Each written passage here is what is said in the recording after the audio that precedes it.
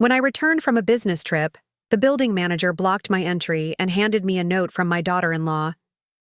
Controlling old woman, get out of our lives.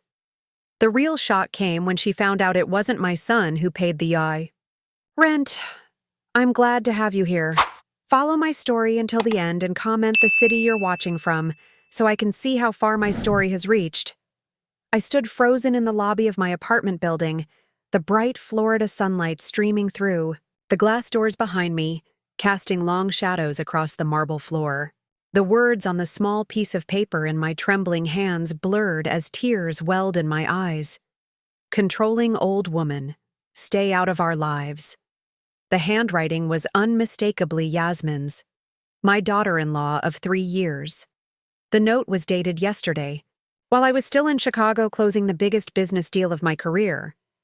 Mrs. Reynolds, I'm sorry. The building manager, Tom, shifted uncomfortably. They instructed me not to let you up to their apartment, said you weren't welcome anymore. My throat tightened. Tom had known me for 5 years, ever since I'd helped Peter and Yasmin with the down payment on their luxury condo in this building. 3 floors below my own apartment. Did they say why? I managed to ask, my voice barely audible. Tom looked away, his discomfort evident. Just that there had been issues, and that they needed space. Issues? Space? I'd been gone for 3 weeks on business. Before I left, everything had been fine. Or so I thought. Peter had hugged me goodbye, promising to water my plants. We'd had dinner together just the night before my departure. As I rode the elevator up to my own apartment, my mind raced through every interaction I'd had with them in recent months, searching for clues. Had I said something wrong? Had I overstepped? I thought Yasmin and I had a good relationship. Sure, she was more reserved than Peter, but I'd always respected their boundaries. My phone vibrated in my purse. Peter's name flashed across the screen. With shaking hands, I answered. Peter, what's going on? Tom just gave me... Mom, I think we need some time apart. His voice was cold, distant, a tone I'd never heard from my son before. Yasmin feels suffocated by you, and honestly, so do I. The elevator doors opened to my floor, but I couldn't move. Peter, I don't understand. What happened? When did... You're always checking in, always showing up unannounced, always trying to control our lives, he continued, cutting me off. We're adults, Mom. We don't need you hovering around us all the time. Unannounced visits? I always called before coming over. Control? I'd been nothing but supportive of their decisions, even when I disagreed. Peter, is this about the dinner before I left? Did I say something to upset Yasmin? A long pause. It's everything, Mom. It's too much. We need space. Real space. My chest tightened, the pain physical and raw. I've been gone for 3 weeks, Peter. How much more space do you need? That's exactly it. You think 3 weeks is a long time. Normal mothers don't check in every day, Mom. I leaned against the elevator wall, unable to process what was happening. Peter, please, let's talk about this face to face. No, Mom. Not right now. Maybe. Maybe in a few months. Months? The words struck me like a physical blow. The truth was bubbling up inside me, a secret I'd kept for years to protect his pride. Peter, does Yasmin know I've been paying your maintenance fees? That I covered the down payment? Silence. Peter, what are you talking about? I pay our bills. The realization hit me like a tsunami. He genuinely didn't know. For 3 years, I'd been quietly transferring money into their account, making it look like the automatic deductions for their maintenance fees were smaller than they actually were. I'd wanted him to feel independent, to build his confidence. The down payment had been framed as a loan he'd been paying back in small amounts that went straight into an account I'd set up for their future. I've been helping, Peter. I didn't want you to struggle. I thought. My voice cracked. You're lying, he said flatly. "You're trying to manipulate me, just like Yasmin said you would." Yasmin said. My blood ran cold. "Don't call us, Mom. Don't." "Try to visit. We'll contact you when we're ready." The line went dead. I stumbled into my apartment, collapsed onto the sofa, and finally allowed the tears to fall freely. After everything, after all the sacrifices, all the quiet support, all the love, this was my reward? A cruel note and a colder phone call? The framed photo on my coffee table caught my eye. Peter at his college graduation, his arm around my shoulder, both of us beaming. I was 42 then, a widow of 7 years who'd worked 2 jobs to put him through school. Now, at 58, I found myself more alone than I'd ever been. What had Yasmin told him about me? And why would he believe her over his own mother? 3 days had passed since that devastating phone call with Peter. 3 days of unanswered texts, declined, calls and a hollowness in my chest that nothing could fill. I moved through my apartment like a ghost, touching the photographs that chronicled our life together. Peter's first day of school, his high school graduation, his wedding to Yasmin. I traced his face in each one, wondering how we'd arrived. Here. In the silence of my apartment, memories flooded back. Robert, my husband, had died of a sudden heart attack when Peter was just 11. The shock of becoming a widow at 34 had nearly destroyed me, but I couldn't fall apart, not when Peter needed me more than ever. I remembered the nights I'd spent at our kitchen table, bills spread out before me, calculating how to stretch, my teacher's salary to cover mortgage payments, insurance, and Peter's private school tuition. The weekends spent working retail instead of attending his soccer games. The lonely evenings when I'd sit outside his bedroom door, listening to him cry for his father, feeling utterly helpless. But we'd survived. I took night classes, earned my MBA, and slowly climbed the corporate ladder while raising my boy alone. When Peter earned a scholarship to college, I'd wept with pride. When he landed his first job at a marketing firm, I'd framed his business card. And when he met Yasmin during a work conference 5 years ago, I'd welcomed her with open arms, desperate for him to find the happiness he deserved. My phone buzzed with a text from Martha, my closest friend since college. "How are you holding up? Still coming for dinner tonight?" I'd forgotten all about our plans. The thought of socializing, of pretending everything was fine, felt impossible. But the alternative was another night alone with my thoughts. "I'll be there," I replied. Later that evening, sitting at Martha's dining table, I finally let the full story spill out. Martha listened intently, her forehead creasing with concern. "Evelyn, this doesn't make sense," she said, refilling my wine glass. "Peter adores you, always has. Apparently not anymore." My voice cracked. "You should have heard him, Martha. So cold, so distant, like I was a stranger." Martha reached across the table, squeezing my hand. "This has Yasmin written all over it. I never liked how she looked at you, even at their wedding." I'd noticed it too, the slight narrowing of Yasmin's eyes whenever Peter and I shared an inside joke, the way she'd interrupt when we reminisced about the past, the subtle comments about unhealthy attachments between mothers and sons. But why would Peter believe her over me? After everything we've been through? Martha sighed. "Men can be blind when it comes to manipulative partners. Remember David's wife? How she slowly turned him against his entire family? It took him years to see the truth." I stared into my wine, remembering how Yasmin had reacted when I'd given them a family heirloom for their first anniversary, my grandmother's antique clock. She'd smiled thinly, then later I'd overheard her telling Peter it was obviously a way to mark your mother's territory in our home. The clock had mysteriously broken a month later. "I just don't understand what I did wrong," I whispered. "You didn't do anything wrong," Martha said firmly. "But I'm willing to bet Yasmin's been poisoning Peter's mind against you for months, maybe years. Little comments here and there, twisting your words, your intentions." The realization dawned on me slowly. She told him I was controlling, that I was suffocating them. Martha nodded grimly. Classic isolation tactic. And now she's convinced him you're lying about the financial support. I never wanted him to know, I admitted. His father was so proud, so independent. Peter inherited that trait. I thought I was protecting his dignity. You were, Martha assured me. But Yasmin's using your silence against you now. That night, I couldn't sleep.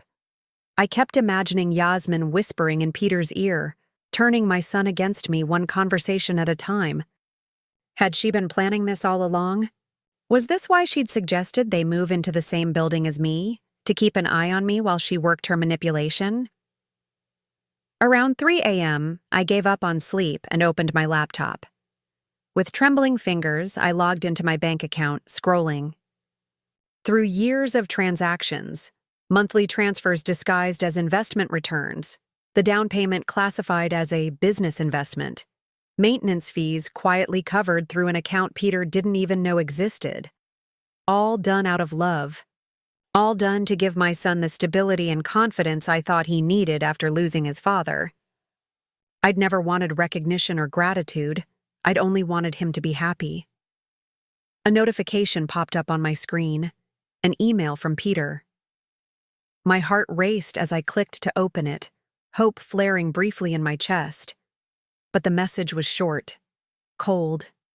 Mom, please stop calling and texting Yasmin. She's upset and doesn't want to talk to you. I've attached a document from our lawyer requesting that you respect our boundaries. If you continue to harass us, we'll be forced to take further action. Harass them? I hadn't contacted Yasmin once since that terrible phone call. The attached document was a formal cease and desist letter, threatening legal action if I persisted in unwanted communication. My hands shook with a mixture of shock and rage. This wasn't just a misunderstanding. This was a calculated attack. For the first time since Robert died, I felt truly alone. My son, the boy I'd raised alone, sacrificed everything for, loved with every fiber of my being, was now a stranger weaponizing the law against me. What had Yasmin told him to make him hate me this much? And what would she do next, now that she'd successfully severed the bond between mother and son? 2 weeks after receiving the cease and desist letter, I stood outside their apartment building, my heart pounding in my chest. I knew I was risking further legal action, but I couldn't accept losing my son without at least trying to understand what had happened. Tom, the building manager, spotted me immediately. "Mrs. Reynolds," he said, his voice low with sympathy. "I'm not supposed to let you in." "I know, Tom. I'm not asking you to break their rules." I handed him a small envelope. "Could you just give this to Peter? It's important." Tom glanced around nervously before tucking the envelope into his pocket. "I'll make sure he gets it." Inside the envelope was a handwritten letter. No accusations, no desperate pleas, just an invitation to meet at Café Bleu, our favorite spot since Peter was in high school. Neutral ground where we could talk like adults. The next day, I arrived. At the cafe an hour early, choosing a quiet corner table away from the busy entrance.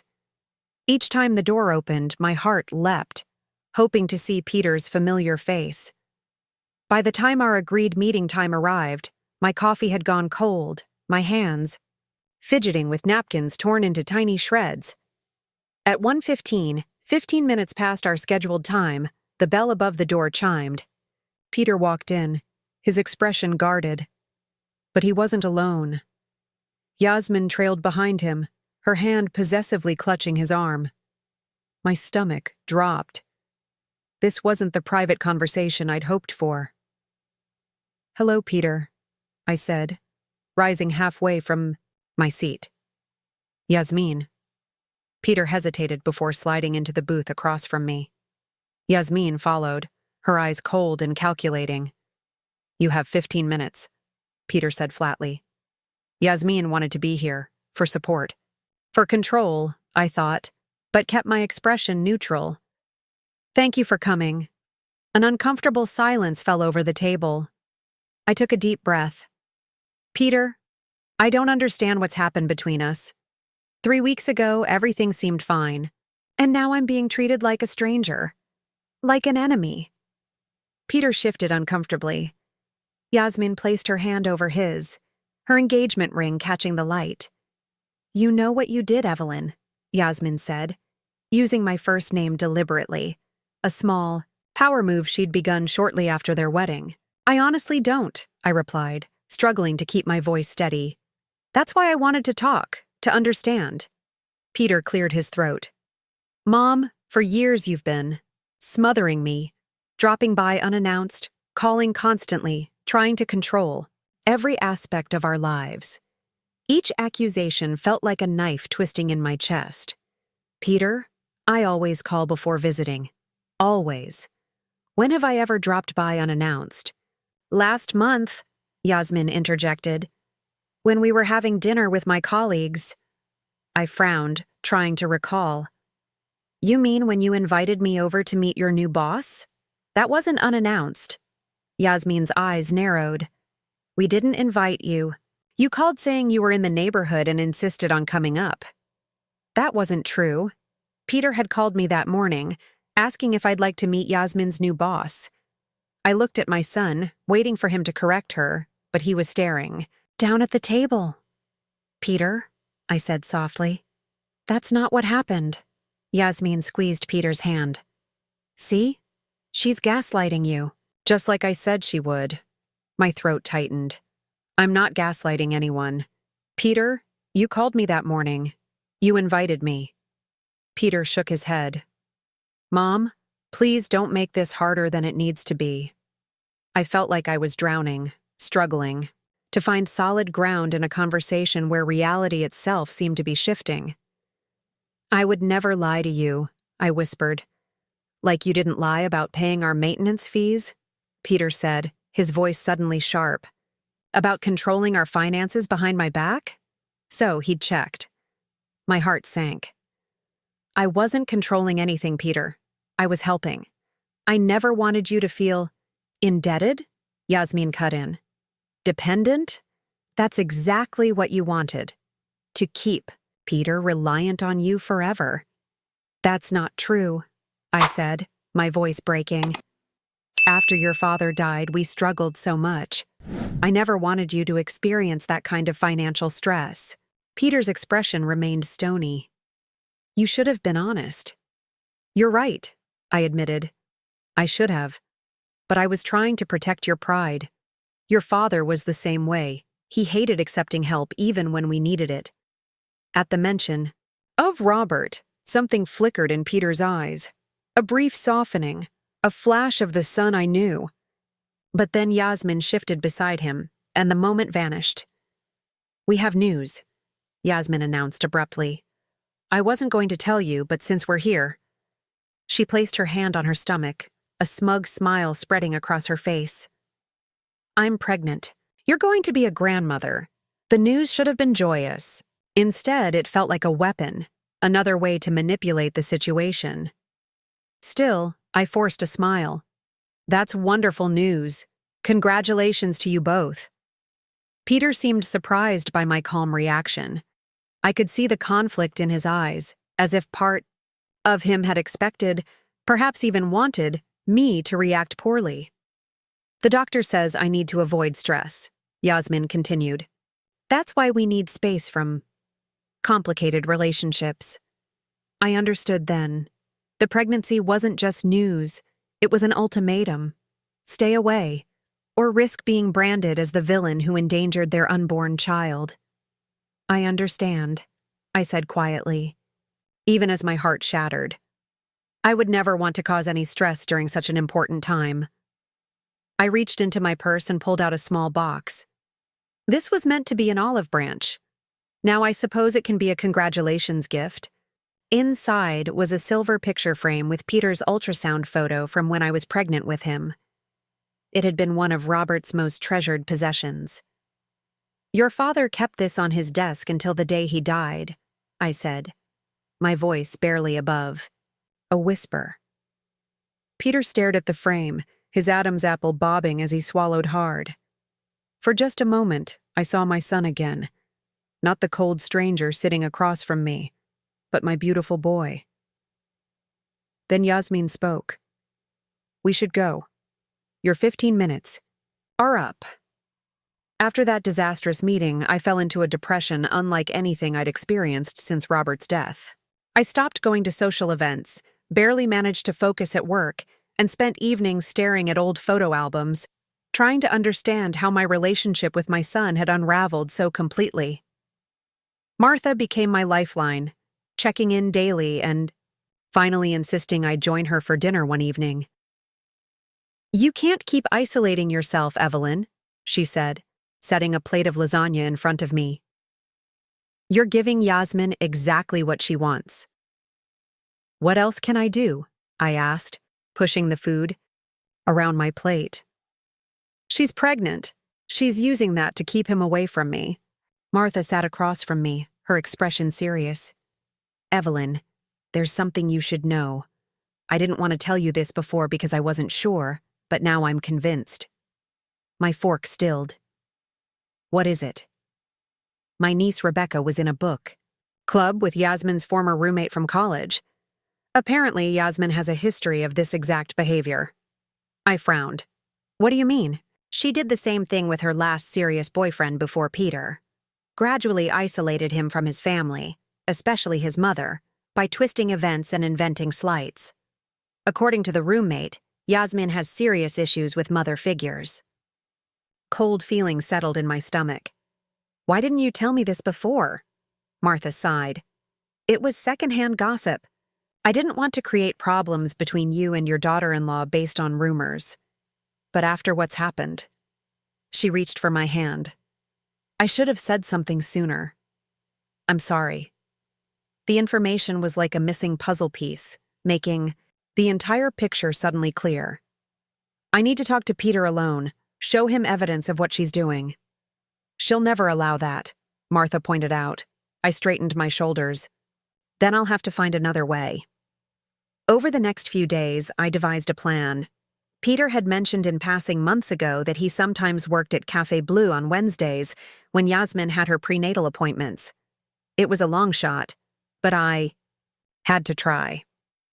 The following Wednesday, I entered the cafe at 10 a.m., scanning the room without being obvious.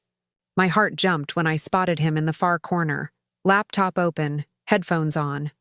I ordered a coffee and casually made my way toward him. When he looked up and saw me, his expression shifted from shock to wariness. He removed his headphones. "Mom, what are you doing here?" "I come here on Wednesdays," I lied, sitting down before he could object. "I was surprised to see you." He glanced at his watch. "Yasmin will be done with her appointment in an hour. Then we have time to talk." I reached into my bag and pulled out a folder. "Peter, before you say anything, please just look at these. If this is about the maintenance fees again, it's not about money," I interrupted gently. "It's about truth." Inside the folder were bank statements showing the recurring payments to their apartment, emails from Yasmin to the building management, specifically requesting that I be barred from the building dated 2 days before I returned from Chicago, and printouts of text messages between Peter and me that directly contradicted Yasmin's version of events. "How did you get these?" he asked, frowning at Yasmin's emails. Tom felt terrible about what happened. He knows we've always been close. Peter flipped through the documents slowly, his frown deepening. When he reached the text messages about the dinner with Yasmin's boss, messages clearly showing he had invited me, he paused, rereading them several times. "This doesn't make sense," he muttered. "Yasmin said..." "I know what she said," I replied softly. "And I know you believed her. But Peter, I would never lie to you." He looked up at me, and I could see confusion and doubt battling in his eyes. "Why would she make this up?" "I think she wants to control your relationships, to isolate you." I hesitated before continuing. Martha's niece knows Yasmin's old roommate. Apparently, she did this before, with her ex. Peter's face hardened. So, you've been investigating my wife? No, Peter. The information came to me, not the other way around. I took a deep breath.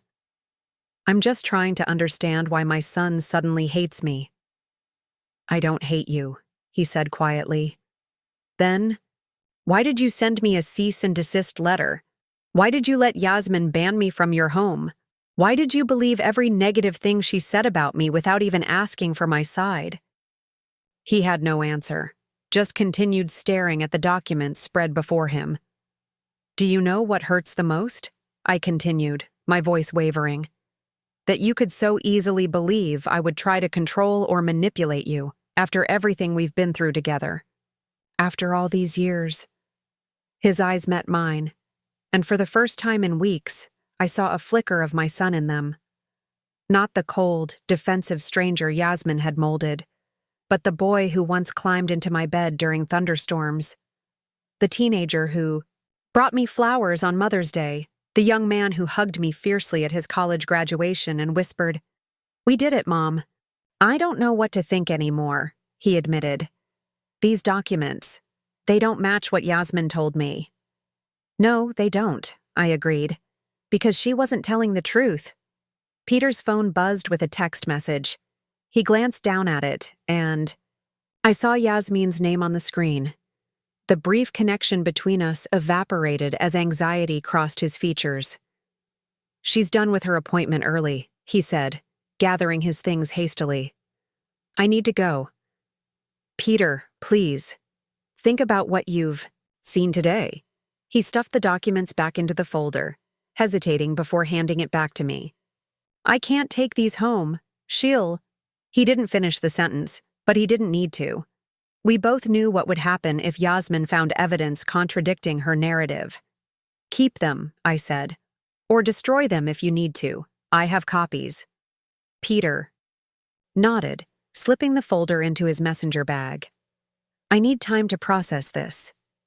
I understand. I reached out tentatively, touching his arm. I love you, Peter. Nothing will ever change that. He didn't pull away from my touch, which felt like a small victory. I'll call you, he said, not meeting my eyes. As I watched him hurry out of the cafe, I felt a mixture of hope and dread.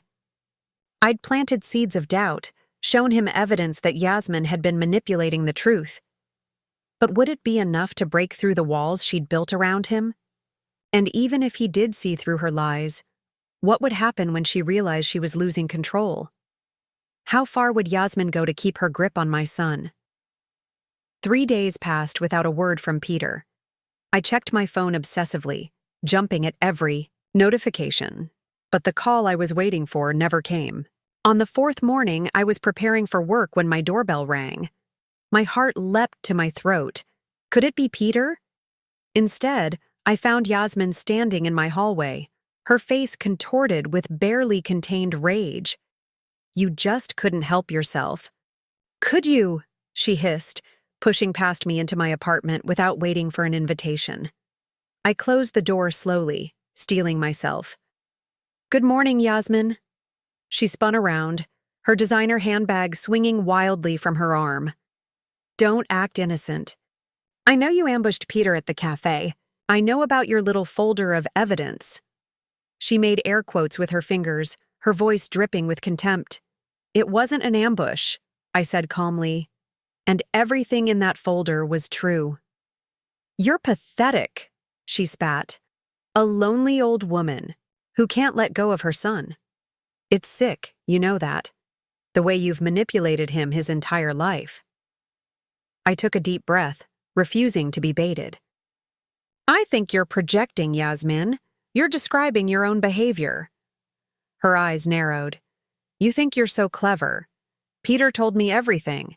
How you've been secretly paying our maintenance fees, trying to make us financially dependent on you. I was helping him, not controlling him. Please, she scoffed. You've been smothering him since his father died. He never had a chance to become his own person because you were always there, hovering, making him feel guilty if he didn't put you first. The unfairness of her accusation stung like a physical slap.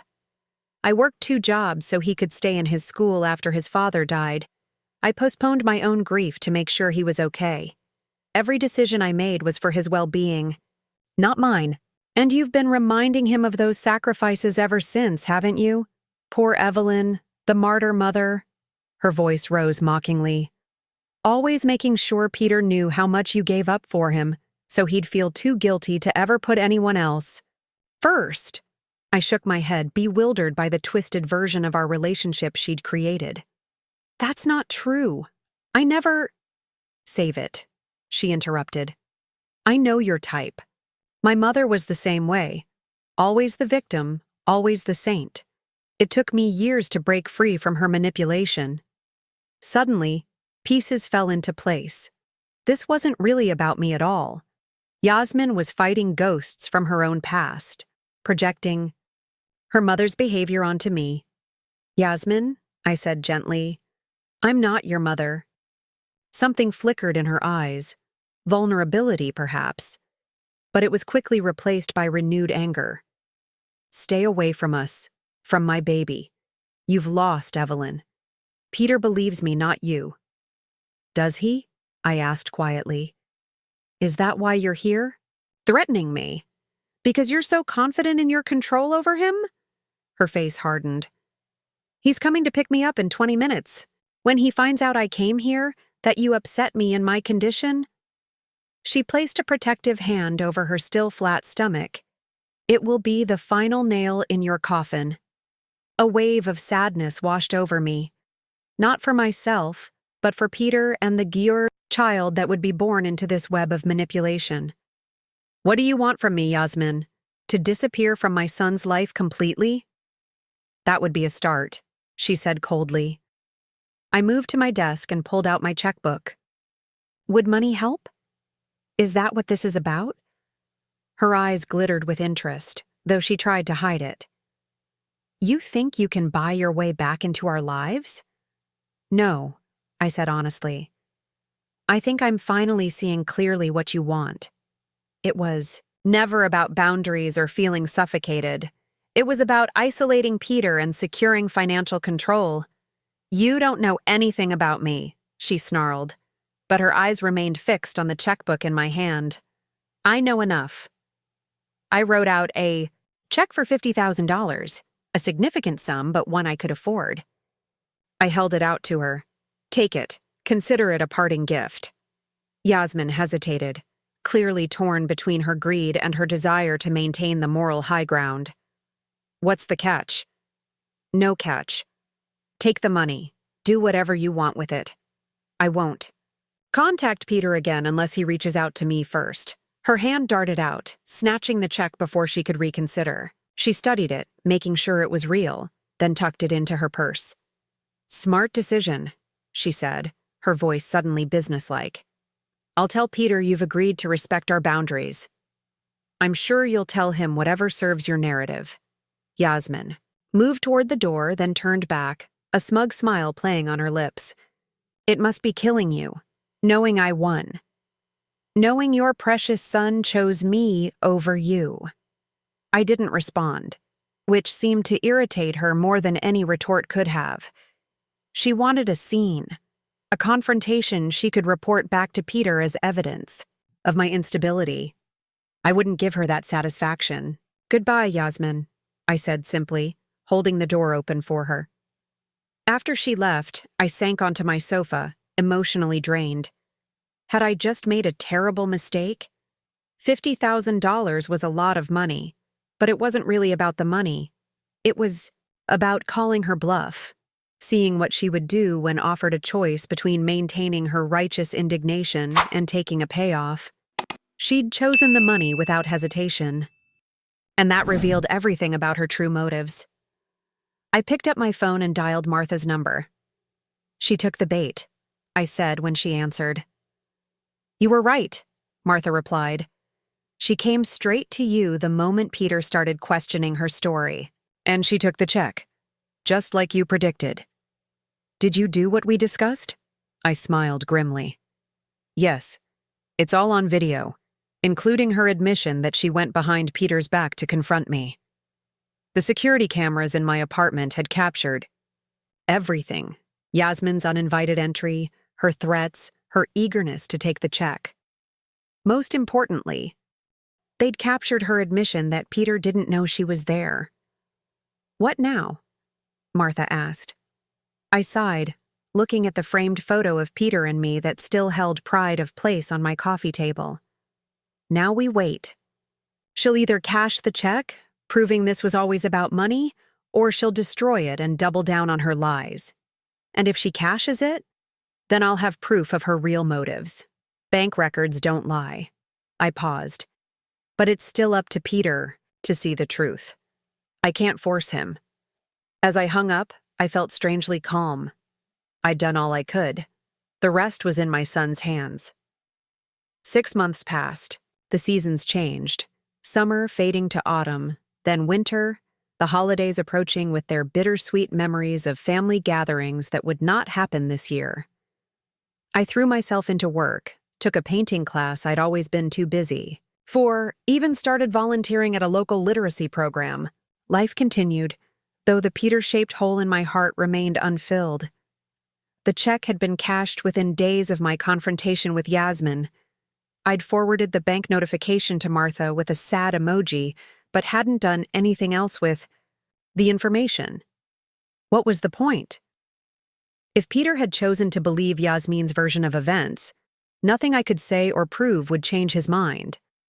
I was setting up my Christmas tree, a smaller one than usual, but I couldn't bear to skip the tradition entirely when my doorbell rang. Probably the delivery person with the new ornaments I'd ordered, I thought, brushing pine needles from my sweater as I went to answer. I froze when I opened the door. Peter stood in the hallway, hands shoved deep in his coat pockets, shoulders hunched against the December chill. "Hi, Mom," he said, his voice rough with emotion. My heart thundered in my chest. Peter. We stared at each other for a long moment, neither sure what to say next. He looked thinner, tired, with dark circles under his eyes that spoke of sleepless nights. "Can I come in?" he finally asked. I stepped aside wordlessly, afraid to hope, afraid to speak, lest I break whatever fragile thing had brought him to my door.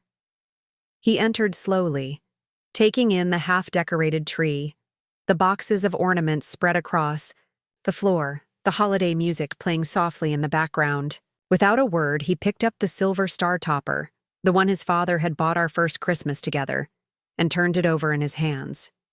"You kept it," he murmured. "Of course I did," I replied. "It's our tradition."